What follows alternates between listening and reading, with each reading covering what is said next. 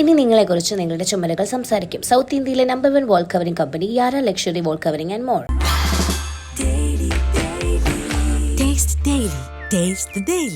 ഞാനൊരു തുണ്ടുപടത്തിൽ അഭിനയിച്ചിട്ടുണ്ട്. അതെ, മിണ്ടരുത്, പറയാൻ പാടില്ല. താങ്കൾ യാരയ്യാ? എനിക്കറിയാമല്ലോ. നുണക്കുഴിക്കവിളിൽ നഖചിത്രമെഴുതും താരേ താരേ. പോരെ ബേസിൽ അഭിനയിക്കണ പടത്തിലൊക്കെ രണ്ടുപേര് പേരാണല്ലോ ഇപ്പോൾ. ഞാനൊന്ന് ചോദിച്ചത് മറ്റേ വിനു, സാബു, ഒരു മറ്റേ മംഗലശ്ശേരി, നീലകണ്ഠൻ, അങ്ങനെയൊക്കെ ഒരു ആരോഗ്യം വേണ്ടേ അവന്? ആരോഗ്യ ശരീരവും വേണ്ട. കണ്ടാ പറയണ്ടേ മംഗലശ്ശേരി, നീലകണ്ഠൻ. ഏതാണ്ട് ഒരു 3 ജനറേഷൻ അല്ലേ നിങ്ങള്? 4 ജനറേഷൻ. ഇത് വേറെ ജനറേഷൻ. അതെ, ഞാൻ ഭയങ്കര കുട്ടിയാണ്. ഭയങ്കര കുട്ടിയാ. ഞാൻ ജനറേഷനാ. 10 വർഷം കൂടെ പോയില്ലേ? ജനിച്ച കാലം മുതൽ ബൈച്ചേട്ടൻ ഇങ്ങനെ തന്നെ. ഞാൻ ഇങ്ങേരുടെ അടുത്ത് ചെല്ലുമ്പോൾ ഞാൻ ഇങ്ങേരുടെ പ്രായക്കാരനാവും, ഇവന്റെ അടുത്ത് ചെല്ലുമ്പോൾ ഇവന്റെ പ്രായക്കാരനാവും. ബേസിലിനെ പോലുള്ള ആൾക്കാർ, ടോവിനോ, ബേസിൽ, അജു, പിന്നെ വിനീത് ശ്രീനിവാസൻ, അങ്ങനെയുള്ളവർ ചെല്ലുമ്പോൾ ഞാൻ അവരോടാണ്. ഞങ്ങൾ എങ്ങനെയാണെന്ന് അറിയാമോ? ബൈജു ഞങ്ങളുടെ അടുത്ത് വരുമ്പോൾ ഞങ്ങൾ ബൈജുവിന്റെ പ്രായക്കാരൻ. ഞാൻ ഈ മൈക്കൂരി വെച്ച് പോവാട്ടാ. ശരി, അപ്പൊ ഞങ്ങൾ ഇറങ്ങട്ടെ. ശരി, അപ്പം ബേസിലിന്റെ ആദ്യത്തെ പടം അപ്പാണ്ടോ? അതല്ലേ ആദ്യം ചെയ്തത്? അപ്പ ഉണ്ടാവണോ? അതിനകത്തുണ്ടോ? ഞാനുണ്ടോ പടത്തിൽ? ഈ പടത്തിൽ അഭിനയിച്ചു കഴിഞ്ഞാൽ ഇപ്പോഴും എനിക്ക് കൺഫ്യൂഷൻ ഉണ്ട്. എനിക്കിപ്പോഴും ഇതിന്റെ കഥ എന്താണെന്ന് മനസ്സിലായിട്ടില്ല. അതൊക്കെ ചില ട്രിക്കൊക്കെ ഉണ്ട്. നഷ്ടപ്പെട്ട 3 കോടി വീണ്ടെടുക്കാൻ ഞാൻ 5 കോടി വരെ ചെലവാക്കാൻ തയ്യാറാണ്. അങ്ങനത്തെ ഒരാളാണ് ഞാൻ, അത് മനസ്സിലാക്കണം.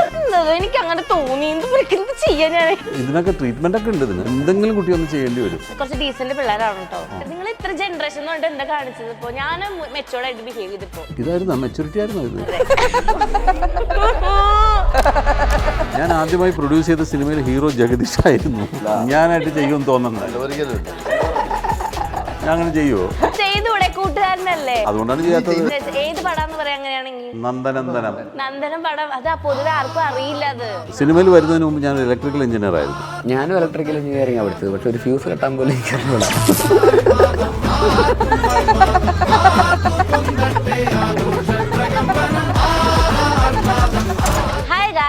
ഐസ് ആൻഡ് പെൻഗ്വിനിലേക്ക് എല്ലാവർക്കും സ്വാഗതം. ഞാൻ പൂജ കൃഷ്ണ. സോ എൻ്റെ കൂടെ വന്നിരിക്കുന്നത് നുണക്കുഴി എന്ന പടത്തിന്റെ വിശേഷങ്ങളുമായിട്ട് ആരൊക്കെയാണ്? ബേസിൽ, സിദ്ദിഖ, നമ്മുടെ ബൈജു ചേട്ടൻ, മനോജ് ചേട്ടൻ. Hi. Hi. Hello. Hi. Hello. Hi.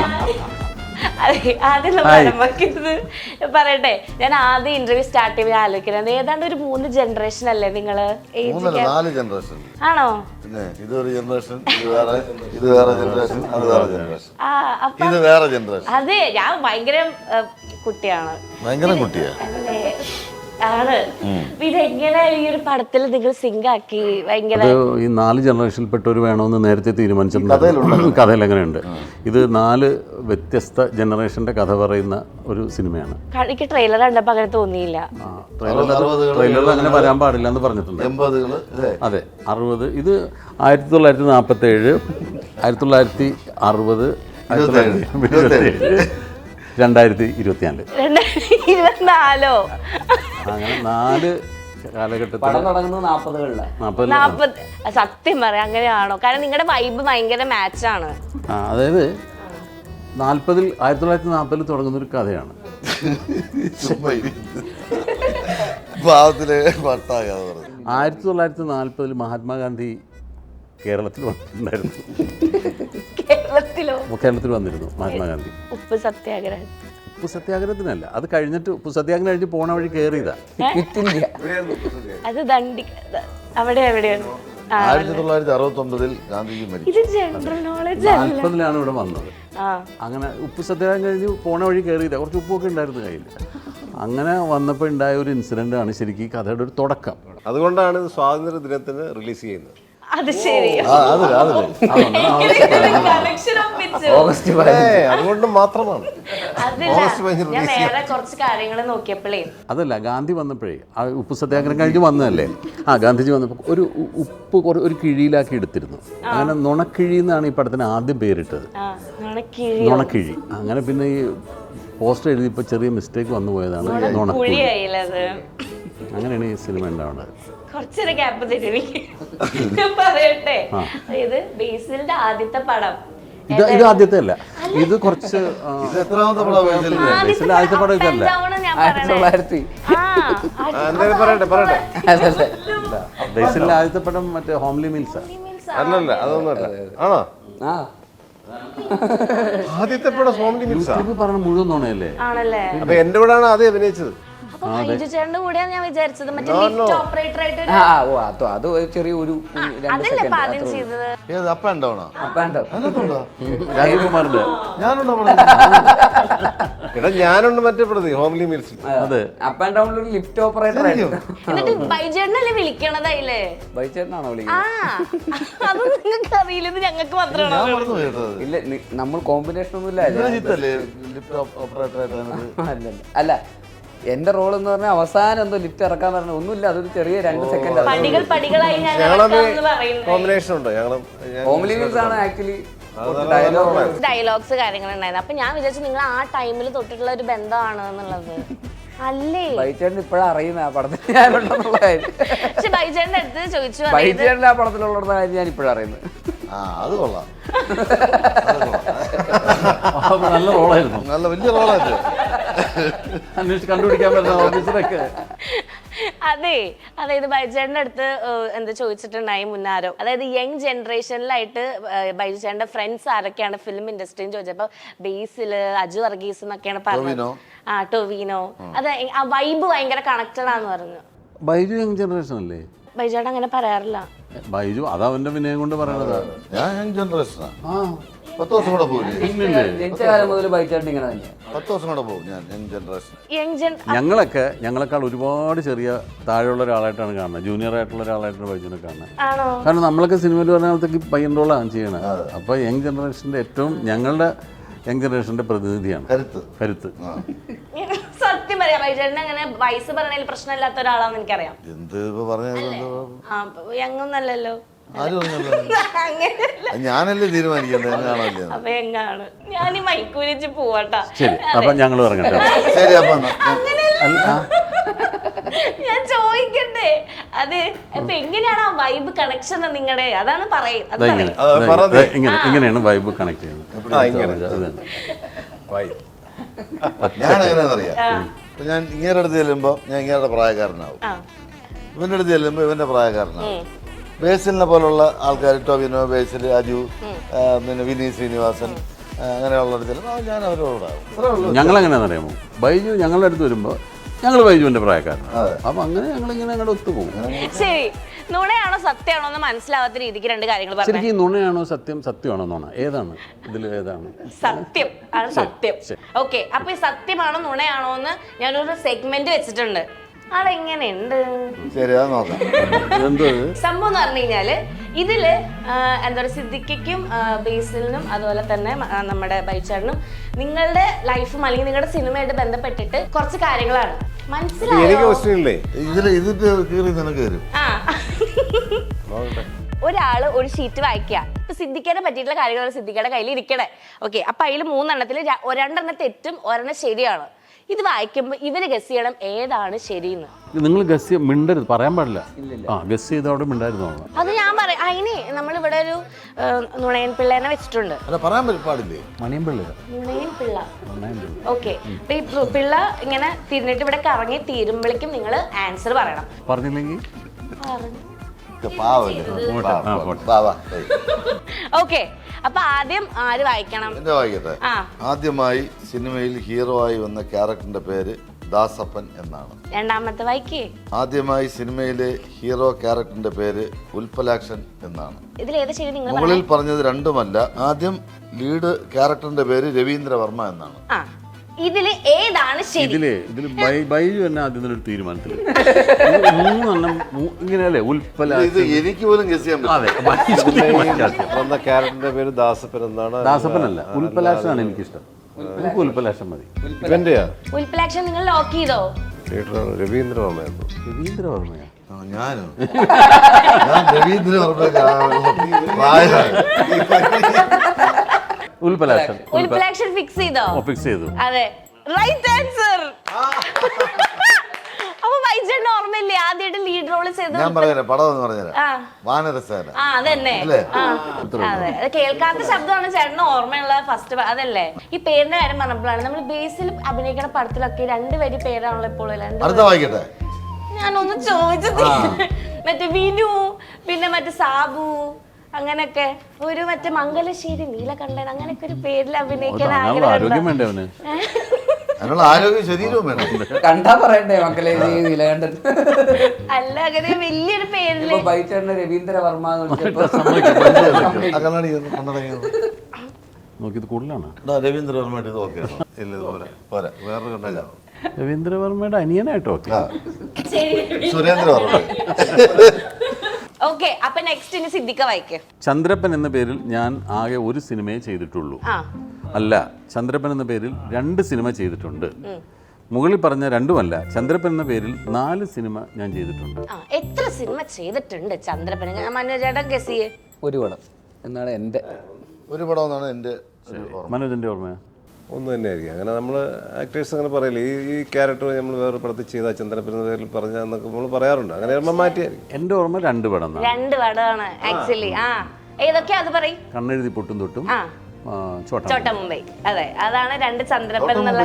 അതെ, ചോട്ട മുംബൈ അതൊരു ഗസ്റ്റ് റോളാണ്, കുറച്ച് വരുന്ന റോളായതുകൊണ്ട് അത് ചിലപ്പോൾ ഓർക്കാൻ സാധ്യത. മറവിയുള്ള ആളെന്ന് എന്നോട് ആദ്യം പറഞ്ഞത് നല്ല ഓർമ്മയുണ്ട് കേട്ടോ. ഓക്കെ, അടുത്തത് ബേസിൽ. കമോൺ. ഞാനൊരു തുണ്ടുപടത്തിൽ അഭിനയിച്ചിട്ടുണ്ട്. ഞാനും തുണ്ടുപടവുമായി യാതൊരു ബന്ധവുമില്ല. ഞാനൊരു തുണ്ടുപടം ഡയറക്റ്റ് ചെയ്തിട്ടുണ്ട്. ഡയറക്റ്റ് ചെയ്തിട്ടുണ്ട്? ശരിയാണോ? അതെ, ആണോ? തുണ്ടുപടം ഞാൻ എനിക്കറിയാമല്ലോ. തുണ്ടുപടം എന്ന് വെച്ചാൽ ഷോർട്ട് ഫിലിം അല്ലേ? ഷോർട്ട് ഫിലിമാണ് തുണ്ട്. അത് ഡയറക്ടറായിരിക്കുന്നത്. ഷോർട്ട് ഫിലിമിന്റെ പേരാണ് ഒരു തുണ്ടുപടം. ഓക്കെ, ഇനി കമ്മിങ് ബാക്ക് ടു ബൈജു ചേട്ടൻ, അടുത്ത പേജ്. 10ാം വയസ്സിൽ ഞാൻ അഭിനയം തുടങ്ങി. 8ാം വയസ്സിൽ ഞാൻ അഭിനയം തുടങ്ങി. 12ാം വയസ്സിൽ ഞാൻ ഞാൻ പറയും 12. അതെങ്ങനെ കറക്റ്റ് ആയിട്ട് നിങ്ങൾക്ക് അറിയണത്? ഞങ്ങൾക്കറിയാം, ഞങ്ങളോട് ചോദിച്ചിട്ടല്ലേ പോയതാണ്. അന്ന് സിദ്ദിഖ് ഉണ്ടായിരുന്നോ കൂടെ? ഇല്ല, ഞാൻ അതിന് ശേഷമല്ലേ ജനിച്ചത്. ഞാൻ ഇതിനേക്കാൾ മൂത്ത അഭിനയാനില്ലേ അന്ന്? എനിക്ക് വന്ന് 12 വയസ്സായിരുന്നു, അതുകൊണ്ട് ഞാൻ കറക്റ്റ്. ആണോ? അപ്പൊ നിങ്ങൾ തമ്മിൽ ഒരുമിച്ച സിനിമയിലും 43 വർഷം ഇവരൊന്നിച്ചാ പോകുന്നത്. മനോജ് കോട്ടയത്ത് ഇറങ്ങി, ബൈജു നേരെ തിരുവനന്തപുരത്തേക്ക് പോയി. പണ്ട് തിരുവനന്തപുരത്തായിരുന്നു അല്ലേ സിനിമയൊക്കെ? ഇപ്പോഴാണ് കൊച്ചിയിൽ ഇതൊക്കെ വന്നത്. സിദ്ദിഖ. ഞാൻ ആദ്യമായി പ്രൊഡ്യൂസ് ചെയ്ത സിനിമയിൽ ഹീറോ ജഗദീഷ് ആയിരുന്നു. ഞാനായിട്ട് ചെയ്യുമെന്ന് തോന്നുന്നുണ്ട്. ഞാൻ അങ്ങനെ ചെയ്യുമോ? അത് ചെയ്തൂടെ, കൂട്ടുകാരനല്ലേ? അതുകൊണ്ടാണ് ചെയ്യാത്തത്. ഞാൻ സിനിമ പ്രൊഡ്യൂസേ ചെയ്തിട്ടില്ല. ചെയ്തിട്ടുണ്ട്. പൃഥ്വിരാജായിരുന്നു ഞാൻ ആദ്യമായി പ്രൊഡ്യൂസ് ചെയ്ത പടത്തിലെ ഹീറോ. അല്ല അല്ല അല്ല അല്ല അല്ലാന്ന് ബൈജേട്ടൻ പറയണോ? അതെ, അല്ല, അത് രണ്ടാമത്തെ.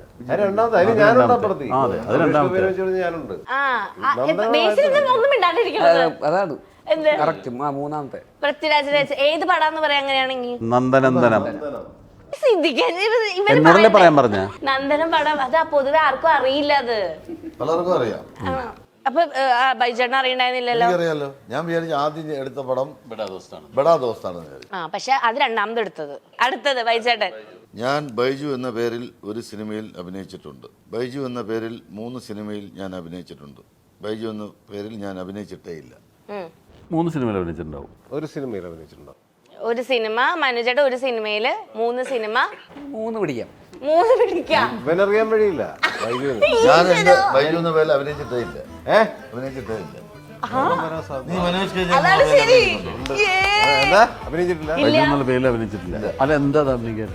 കാരണം എന്റെ പേര് ബൈജു ആയതുകൊണ്ട്. അപ്പൊ അങ്ങനെ അഭിനയിച്ചൂടെ? അപ്പൊ അഭിനയിച്ച ഞാൻ കഥാപാത്രമാവില്ല. അങ്ങനെ പ്രശ്നമുണ്ട്. ബൈജു വർമ്മ എന്നിട്ടുണ്ടെങ്കിൽ അപ്പൊ സിദ്ദിഖ് അഭിനയിച്ചിട്ടുണ്ടോ? പിന്നെ ന്യൂഡൽഹി, നായർ സാബ്, അതൊക്കെ സിദ്ദിഖാണ്. സിദ്ദിഖിലെ ബേസിൽ അത് ബേസിൽ തന്നെയായിരുന്നു. മനോജേട്ടൻ അഭിനയിച്ചിട്ടുണ്ട് അങ്ങനെ? സിദ്ദിഖ് പേര് മമ്മൂക്ക സിദ്ദിഖ് എന്നാണ് വിളിക്കുന്നത്. എന്തൊരു കഷ്ടം നോക്കണേ. സിനിമയിൽ എത്തുന്നതിന് മുമ്പ് ഞാനൊരു ദന്ത ഡോക്ടറായിരുന്നു. പല്ല് ഡോക്ടർ. ഞാൻ സിനിമയിൽ എത്തുന്നതിന് മുമ്പ് ഞാനൊരു ദന്ത ഡോക്ടർ. ഈ ദന്ത ഡോക്ടർ എന്നുള്ള യൂസേജിന് മാത്രം ഒരു ഗുണമുണ്ട് കേട്ടോ. എന്താ ചെയ്യുന്നത്? ഞാൻ ദന്ത ഡോക്ടറാ. എന്ത് ഡോക്ടറാ? ദന്ത ഡോക്ടർ. ഇത് എന്ത് ഡോക്ടറായി ഇത് തന്നെ ചോദിച്ചോണ്ടിരിക്കുക കുറെ നേരം. നല്ല പല്ലുള്ളവർക്ക് ദന്താന്ന് പറയാൻ ഇതെന്ത് ഡോക്ടറായത്? ദന്ത ഡോക്ടറെ? ദന്ത ഡോക്ടർ. അതാ ഞാൻ ചോദിച്ചത്, എന്ത് ഡോക്ടറാണെന്നാണ് ചോദിച്ചത്. എന്ന് പറഞ്ഞ പോലെ ദന്ത ഡോക്ടറായിരുന്നു. സിനിമയിൽ വരുന്നതിന് മുമ്പ് ഞാൻ ഇലക്ട്രിക്കൽ എഞ്ചിനീയർ ആയിരുന്നു. ഇത് രണ്ടുമല്ല, സിനിമയിൽ വരുന്നതിന് മുമ്പ് ഞാൻ പഞ്ചായത്ത് പ്രസിഡന്റ് ആയിരുന്നു. ഇലക്ട്രിക്കൽ എഞ്ചിനീയർ ആയിരുന്നു. ഏതായിരുന്നു? Electrical engineer. അതെ, ഇത് കോപ്പിയുടെ ഫുള്ള് ആക്ച്വലി. ആക്ച്വലി ആ ഒരു എക്സ്പീരിയൻസ് പറയും ഇലക്ട്രീഷ്യൻ ആയിട്ട്. ഒരു എക്സ്പീരിയൻസും ഇല്ല മോളെ. നമുക്ക് അടുത്ത ചോദ്യത്തിലേക്ക് പോവാം. എക്സ്പീരിയൻസ് ഇല്ലേ? ഏയ്, അതിൽ എക്സ്പീരിയൻസ് ഇല്ലാത്തതുകൊണ്ടല്ലേ സിനിമയിലേക്ക് പോകുന്നത്. അതിൽ എക്സ്പീരിയൻസ് ഉണ്ടെങ്കിൽ ഞാൻ അവിടെ നിൽക്കില്ല. കുറച്ചാൾ ഗൾഫിൽ വർക്ക് ചെയ്യില്ല, അത് ഇലക്ട്രിക്കലൊക്കെ വർക്ക്, ഇലക്ട്രിക്കൽ തന്നെ. അപ്പൊ ഇപ്പോഴും അറിയോ ഇലക്ട്രിക്കൽ ഇതൊക്കെ എങ്ങനെ പിന്നെന്താ, അങ്ങനെയൊക്കെ ചെയ്യൂലേ? എല്ലാം അറിയാം. ഇപ്പോഴും ചെയ്യും. പിന്നെ ഞാൻ തന്നെയല്ലേ ചെയ്യാം. ഞാനും ഇലക്ട്രിക്കൽ എഞ്ചിനീയറിംഗാണ് പഠിച്ചത്. പക്ഷെ ഒരു ഫ്യൂസ് കെട്ടാൻ പോലും എനിക്കറിയില്ല. അത് ഭയങ്കര മോശമായി. ഡിപ്ലോമ എഞ്ചിനീയറിംഗ് ആണോ അത്? ഡിപ്ലോമ അല്ല, സാധാരണ എഞ്ചിനീയറിംഗ്, ബിടെക്. ബിടെക്. ഓക്കെ, ഇനി നെക്സ്റ്റ്. ഇത് അടുത്ത നിങ്ങൾക്ക് ഈസി ആയിട്ട് പറയാം. ഞാൻ വായിക്കാം. ആ, എനിക്ക് 2 സ്റ്റേറ്റ് അവാർഡ് കിട്ടിയിട്ടുണ്ട്. എനിക്ക് അവാർഡേ കിട്ടിയിട്ടില്ല.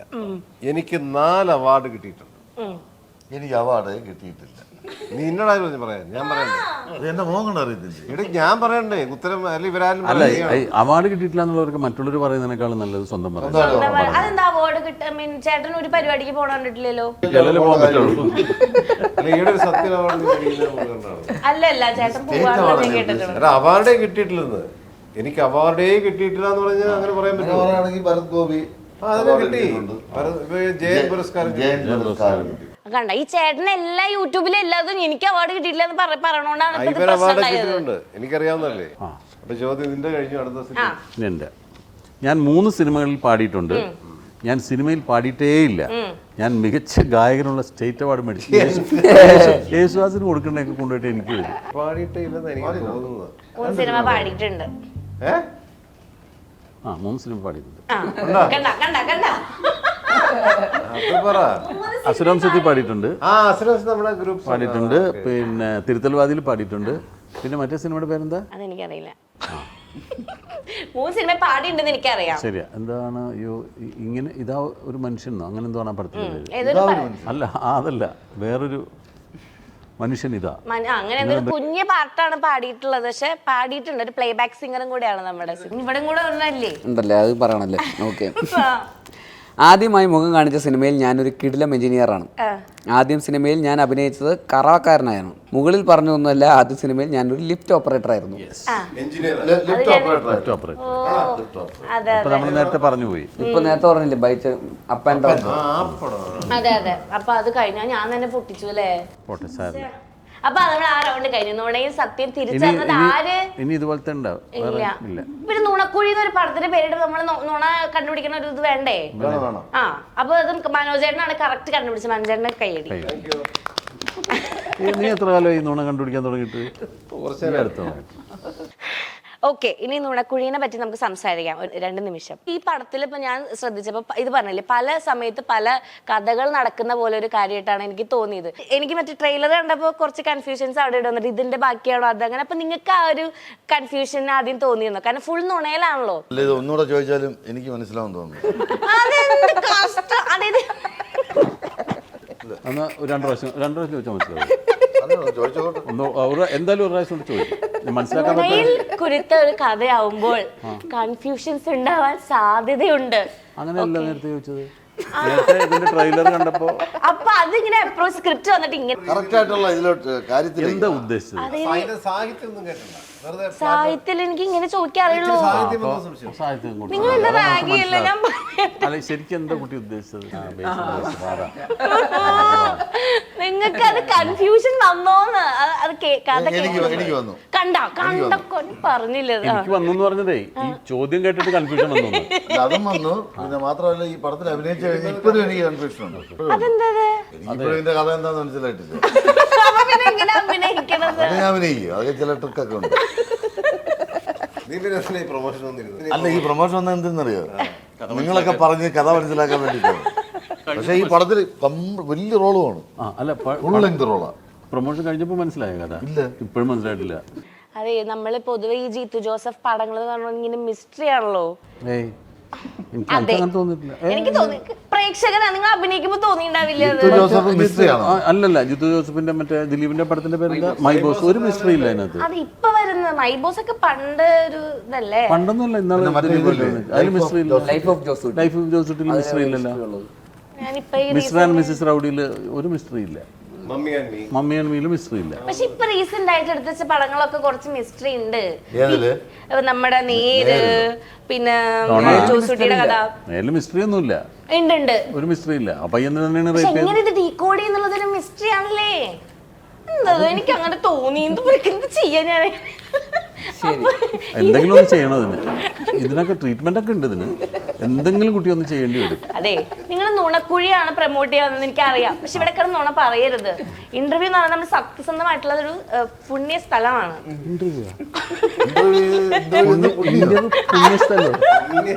ഇയാളാണ് നുണ പറയൂല എന്ന് പറഞ്ഞത്. പറയണം പ്ലീസ്. പാവല്ലേ, പോട്ടെ. ആ, ശരിക്കും 3 മിസ്റ്ററി ഉണ്ട്. ഇതെന്ത് 2? ആ അതെ, 3. അത് തന്നെ ഒരു മിസ്റ്ററിയാ. എനിക്ക് ഈ 3 എന്ന് പറയുമ്പോ എനിക്കൊരു ഡയലോഗ് ഓർമ്മ വരും സിദ്ദിഖയുടെ. അതായത് എന്റെ നഷ്ടപ്പെട്ട 3 കോടി വീണ്ടെടുക്കാൻ ഞാൻ 5 കോടി വരെ ചെലവാക്കാൻ തയ്യാറാണ്. അങ്ങനത്തെ ഒരാളാണ് ഞാൻ, അത് മനസ്സിലാക്കണം. ആ ഡയലോഗ് ഒക്കെ പറയുമ്പോ ആലോചിച്ചിട്ടുണ്ടോ ഇതൊരു ലോജിക് ഇല്ലല്ലോ എന്ന്? ലോജിക്ക് ഇല്ലാതെയാണ് അയാൾ പറയുന്നത്. അത് അയാൾ അങ്ങനെ പറയുന്ന ഒരാളാ. ആണോ? അത് ഇത്ര കാലം കഴിഞ്ഞിട്ടാണല്ലോ ഇപ്പൊ ആൾക്കാർ സംസാരിക്കണത്. ആൾക്കാർക്ക് ബോധമില്ലാത്തതിന് ഞാൻ എന്ത് ചെയ്യാനാ? ഇയാളത് മനസ്സിലാക്കി തന്നെ പറഞ്ഞ ആളാണ്. എന്റെ എനിക്ക് ഇതിനകത്ത് എന്തൊക്കെ പറഞ്ഞാലും മ്യൂസിക് സെക്ഷൻ അസാധ്യം. നല്ല പാട്ടുകളല്ലേ. ആ മറ്റേ പാട്ട്, ജയേട്ടൻ പാടിയ പാട്ട് പുതിയ ജനറേഷൻ ഇഷ്ടപ്പെടും. നല്ല പാട്ടാണ്, പറയാതിരിക്കാൻ പറ്റില്ല. നമുക്ക് എല്ലാവർക്കും ഒന്ന് പാടിയ പാടാം. നുണക്കുഴിക്കവിളിൽ നഖചിത്രമെഴുതും താരേ താരേ, ചുടുകം മുന കൊണ്ട് കുളിരം പെയ്യണതാരേ ആരേ. ആ ഇപ്പഴത്തെ പാട്ടാ. ഇപ്പോഴത്തെ പാട്ടാണ്. പിന്നെ അത് പാടുന്ന ആളാണ് ഉണ്ടായിരിക്കണേ. അതാ ഇവര് പാടട്ടെ എന്ന് വിചാരിച്ചു. അല്ലല്ല, ബേസിൽ അറിയില്ലേ ഞങ്ങൾ കണ്ടുപിടിച്ചത് പഴയ പാട്ടാണ് കേട്ടാ. അല്ല ഞാൻ പാട്ട് നല്ല പാട്ടാ. എന്നാ എന്റെ റിലീസ് സോങ്ങിന്റെ സോങ് റിലീസായി. അതെ. ആ സോങ് നുണക്കുഴി കവിളിൽ നഖചിത്രം എഴുതുന്നുള്ളത് പഴയ പാട്ടാണ്. പുതിയ പാട്ട് ഇപ്പൊ ചെയ്തല്ലേ. എന്ത് കഷ്ടം. ഞങ്ങള് 4 പേരും പറഞ്ഞിട്ട് വിശ്വാസമില്ല. അല്ല, ഒരാൾക്ക് അത് പാടാൻ പറ്റുന്നില്ല. ബേസിൽ മാത്രം ഒറ്റയ്ക്ക് പാടിയാ നോക്കട്ടെ. നുണക്കുഴിക്കവിളിൽ നഖചിത്രമെഴുതും താരേ താരേ. എന്നിട്ടിപ്പോ ഇത്ര വിശ്വാസമില്ല. ആ പടത്തിന്റെ പേരും കൂടെ പറയാം എന്തായാലും. നുണക്കുഴിക്കവിളിൽ. ശരി, ഓക്കെ, മതി. എന്നാ പോവാ. പോവാറായിട്ടില്ല. അത് എന്റെ ഇരിക്കണ്ട നമുക്ക്. ആ എന്റെ ഇപ്പൊ ഈ തൽക്കാലം ഈ പുണ്യ സ്ഥലത്തുനിന്ന് ഞങ്ങൾ അതെ, നുണക്കുഴിനെ പറ്റി അടുത്ത പുണ്യസ്ഥലം നിങ്ങള് കുറച്ച് ഡീസന്റ് പിള്ളേരാണ് കേട്ടോ. നുണക്കുഴിനെ പറ്റിട്ട് നിങ്ങൾ ഇത്ര ജനറേഷൻ എന്ന് പറഞ്ഞിട്ട് എന്താ കാണിച്ചത്? ഇപ്പൊ ഞാൻ മെച്ചോർഡ് ആയിട്ട് ബിഹേവ് ചെയ്തിപ്പോ. ഇതായിരുന്നു മെച്ചൂരിറ്റി ആയിരുന്നു. അതെ, ഓക്കെ. അപ്പം നുണക്കുഴി എന്ന പടം എന്ന് റിലീസ് ആവുന്നു പറയും? ഓഗസ്റ്റ് 15. അതാണ് നേരത്തെ പറഞ്ഞത്. ഓഗസ്റ്റ് 15 നുണക്കുഴി തിയേറ്ററുകളിൽ റിലീസാണ് അല്ലേ? അതെ. പറയും പ്രേക്ഷകരോട് എല്ലാരും വന്ന് കാണണം. ആളുകൾ വന്ന് കണ്ടോളും, ഉറപ്പായിട്ട് വരും. ജിത്തു ജോസഫിന്റെ പടം, ബേസിൽ ജോസഫ് അഭിനയിച്ചിരിക്കുന്നു. നുണക്കുഴി എന്ന് പറഞ്ഞിട്ട് വേറൊരു ജോണറിലുള്ള സിനിമ. എന്തായാലും ആളുകൾ വരും. പ്രേക്ഷകർക്ക് ഇത് ഈ പടം കാണാൻ വേണ്ടി കാത്തിരിക്കുകയാണ്. കാണാൻ താല്പര്യമുള്ളൊരു സിനിമ. എന്നാലും നമ്മളൊന്നുകൂടെ അഭ്യർത്ഥിക്കും, എന്തായാലും ഓഗസ്റ്റ് 15 റിലീസ് ചെയ്യുന്ന സിനിമ നിങ്ങളെല്ലാവരും തിയേറ്ററിൽ തന്നെ വന്ന് കാണണം. നന്ദി, നമസ്കാരം. ഇനി നിങ്ങളെക്കുറിച്ച് നിങ്ങളുടെ ചുമലുകൾ സംസാരിക്കും. സൗത്ത് ഇന്ത്യയിലെ number 1 wall covering company Yara luxury wall covering and more. Taste the Daily.